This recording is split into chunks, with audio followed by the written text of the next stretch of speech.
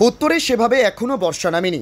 তার আগেই যেভাবে রাতভর বৃষ্টি ও তারপরে প্রখর রোদে গোটা দিন কাটছে, এতেই নদীর পাড় ভাঙন দেখা দিচ্ছে বিভিন্ন এলাকায়। জলপাইগুড়ি জেলার ধূপগুড়ি ব্লকের নানাই নদী একের পর এক গিলে খাচ্ছে বসতবাড়ি, কৃষিজমি, আর তাতেই রাতের ঘুম কেড়েছে এলাকাবাসীর। উত্তর খট্টিমারি ডুয়ার্সের বনজঙ্গল লাগোয়া একটি ছোট্ট গ্রাম। কৃষিকাজই একমাত্র ভরসা এই গ্রামের মানুষজনের। অত্যন্ত উর্বর ত্রিফসলা কৃষি জমির কারণে কৃষিকাজে ব্যাপক ফুলে ফেপে ওঠে এই এলাকার মানুষ। কিন্তু গদির ওপর বিস্ফোরা হয়ে দাঁড়িয়েছে নানাই নদীর ভাঙন।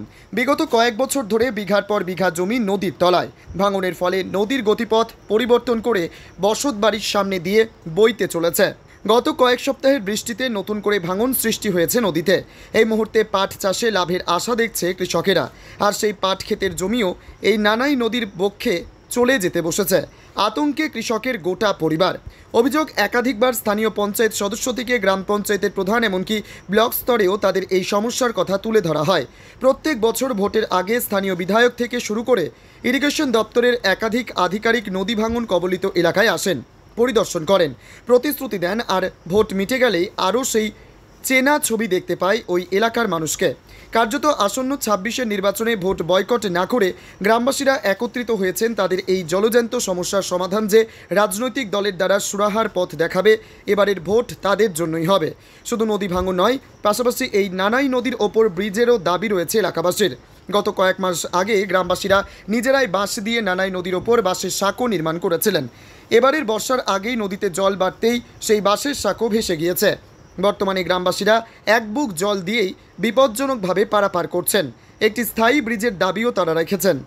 এর পাশাপাশি ওই গ্রামের মধ্যে রয়েছে বর্গির কুড়াই হিন্দুদের একটি ধর্মীয় স্থান, যেখানে বছরের বিভিন্ন সময়ে গোটা গ্রামের মানুষ একত্রিত হয়ে বিভিন্ন পুজো করেন, ধর্মীয় উৎসবে মেতে ওঠেন।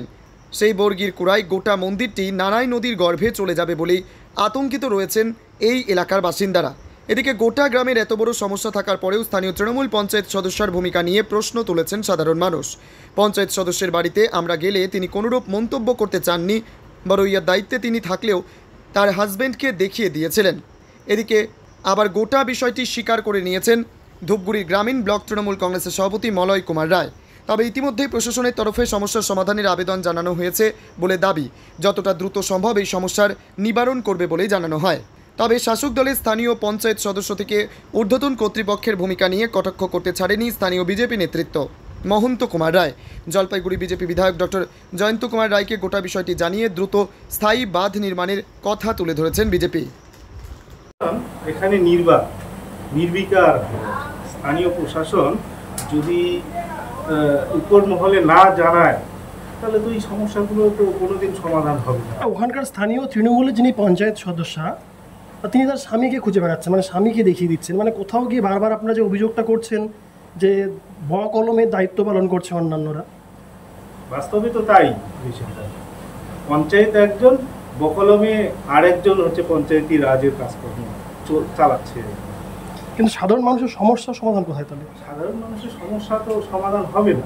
অতীতেও ছিল, বর্তমানেও একই অবস্থায় আছে। তাহলে উত্তর খট্টিমারির মানুষ যারা সমস্যা রয়েছেন তারা বলছেন এবার এই নির্বাচনে তারা যারা সমস্যা সমাধান করবে ভোট তাদের দিকেই তারা দেবে।